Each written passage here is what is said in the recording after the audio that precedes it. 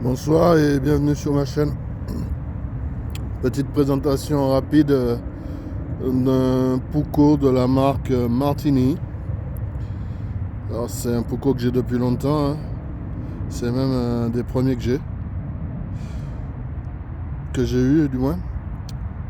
Donc Martini, c'est une marque qui est très connue dans les couteaux. Là le modèle c'est le, je sais pas si on va voir parce que voilà, c'est le Rapala.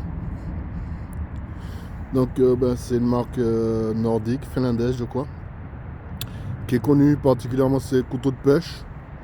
Ils font pas mal de couteaux pour prélever les filets. Ils font aussi des pucos, ils font des trucs comme ça. Là, c'est un couteau avec une lame en acier inox. L'acier n'est pas précisé, ça fait longtemps que je l'ai. Alors, je ne l'ai jamais réaffûté, j'ai jamais... Il est dans son jus. Il me sert pas souvent, mais il est souvent dans mon sac de vélo en fait, parce que voilà. Parce qu'il s'est retrouvé là un jour et puis qu'il y est resté. Et en fait, je l'ai eu, je dis beaucoup en fait, je l'ai eu grâce à une promotion sur un site Amazon, pour pas citer. Donc c'était au tout début que je collectionnais les couteaux, je le trouvais quand même relativement beau, le manche en hêtre, verni. Là, je l'ai gardé, il me sert pas mal.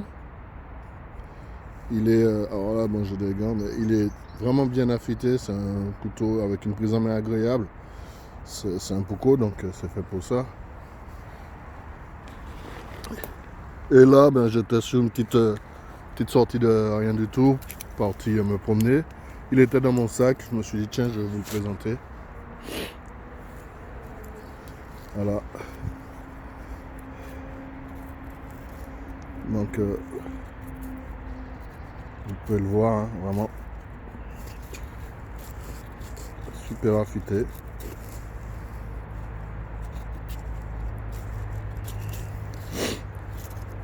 Il est parfait pour toutes les tâches qu'on puisse faire dans un bushcraft ou pendant une petite sortie.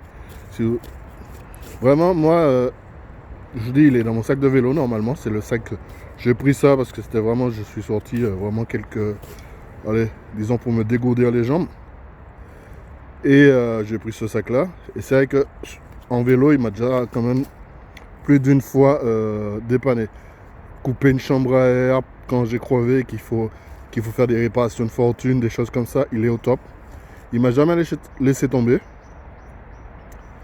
J'ai jamais été dans des sorties un peu plus longues avec, parce que voilà, je prends pas mon sac de vélo dans les sorties longues. Mais en fait, tout ça pour vous dire quoi? Pour vous dire qu'on n'a pas vraiment besoin d'un couteau d'une... Bon, Martini, c'est vrai que c'est une marque reconnue, mais on n'a pas vraiment besoin tout le temps d'avoir un couteau dans des aciers très techniques, très chers. Il suffit juste d'avoir un couteau bien aiguisé, pensé pour être multitâche, comme celui-là, hein. Les Pucco, je pense que vraiment, voilà, en plus du travail du bois, ils peuvent vraiment tout faire, hein. C'est pas, y a pas, on va pas, si vous devez aller à la pêche, ça fait l'affaire. Si vous devez faire un peu de bricolage chez vous, ça fait l'affaire. L'acier, c'est un acier inox inconnu, hein. Il n'y a aucune mention qui a jamais été faite. Je sais absolument pas ce que c'est. Mais vous voyez, malgré tout, avec un petit peu d'entretien, j'y passe un petit coup de chiffon de temps en temps quand j'y pense. Je l'huile de temps en temps. Je l'ai depuis peut-être 3-4 ans. Je vous assure qu'il m'a servi quand même pas mal. Il a coupé de la corde, de la cordelette, des chambres à air, du bois, un peu de tout et n'importe quoi. Il n'est pas émoussé. Il n'y a pas sur le tranchant, voilà, il n'y a pas de défaut, il n'a pas pris de défaut majeur, hein. Après, j'ai pas bâtonné avec, c'est pas non plus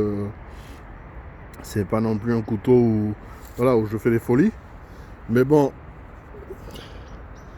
un petit fixe comme ça, il doit être épais, il doit faire quoi, 2 mm et demi, 3 mm. C'est une soie dépassante. Dans son sac, j'ai payé ça une vingtaine d'euros, je crois.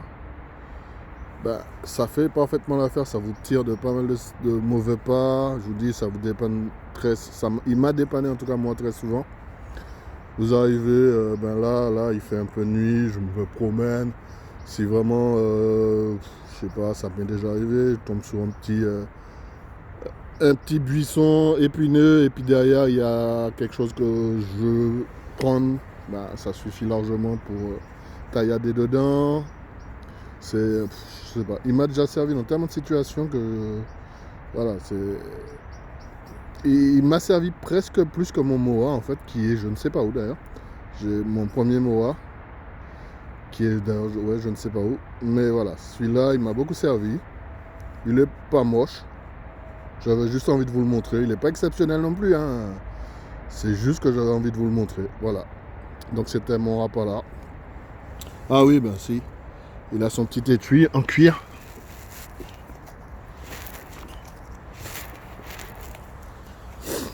Un étui en cuir avec un insert rigide à l'intérieur. Voilà. Avec des petits motifs. Avec une très très bonne rétention. Bon, non en fait. Mais il est vrai que comme il est souvent dans mon sac, j'ai pas eu à tester la rétention plus que ça. Une très très bonne. Avec une bonne rétention on va dire. Hein, suffisante. Après, franchement, oui, c'est pas vraiment. C'est pas un couteau que que je porte sur moi autre part que dans mon sac en fait. Ah si, peut-être une fois pour me déguiser en pirate, je l'ai porté à la ceinture. Voilà. Bon, ben écoutez, merci d'avoir regardé cette vidéo inintéressante.